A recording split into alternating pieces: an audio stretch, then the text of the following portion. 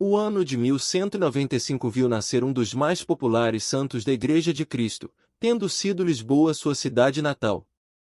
Martinho de Bulhões e Teresa Taveira eram de famílias ilustres, mas a maior glória deles foi uma profunda fé que souberam transmitir ao filho.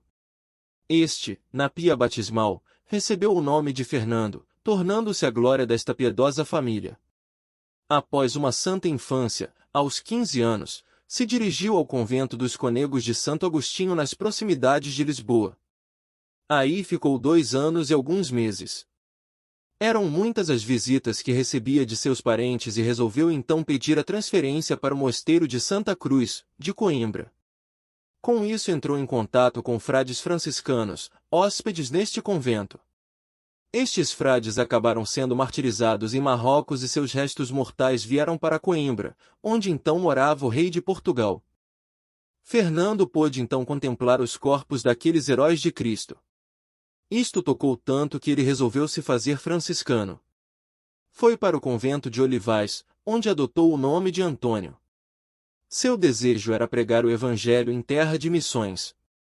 Após o curto noviciado, foi para Marrocos.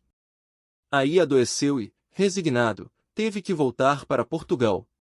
Em 1221 se daria o capítulo da Ordem Franciscana, isto é, a assembleia na qual compareceram cerca de 3.000 frades e foi lá que Antônio esteve pela vez primeira com São Francisco, em Assis.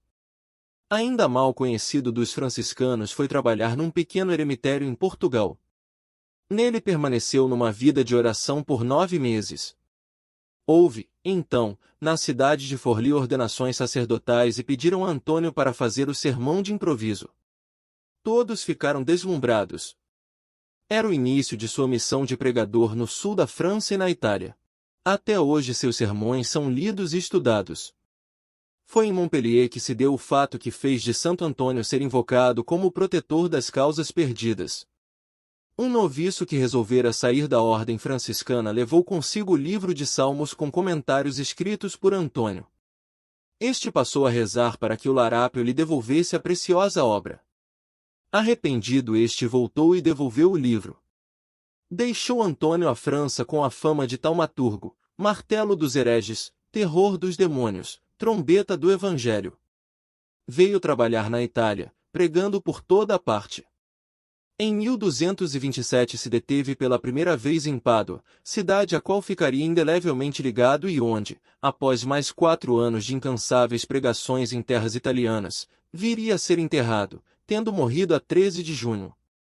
Tão grande era a fama de seus prodígios que 11 meses depois de sua morte foi canonizado pelo Papa Gregório IX. Em 1263, quando seu corpo foi exumado, sua língua estava intacta e até hoje, numa redoma é venerada por paduenses e milhares de peregrinos. O fato de, em certa ocasião, a sua intercessão uma jovem ter conseguido fazer um ótimo casamento deu a Santo Antônio a fama de casamenteiro. De fato, quantos jovens têm encontrado um lar feliz à invocação deste santo poderoso? Em 1946 o Papa Pio XII proclamou Santo Antônio, confessor e doutor da Igreja. Os devotos deste santo devem imitar sua fé, sua piedade, sua humildade, sua dileção aos pobres, seu imenso amor à evangelização. Grande a devoção de Santo Antônio a Jesus infante cumpre repetir sempre: Menino Jesus por nós encarnado, livrai-nos da mancha de todo o pecado. Como Santo Antônio foi sepultado numa terça-feira, este dia da semana lhe é consagrado.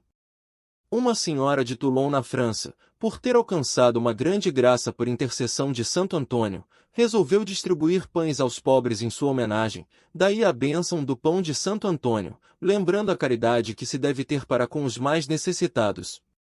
Este pão tem restituído a saúde a muitos doentes. Santo realmente, extraordinário que merece todos os louvores. Que ele leve sempre seus devotos a um grande amor a Jesus, nosso único Salvador.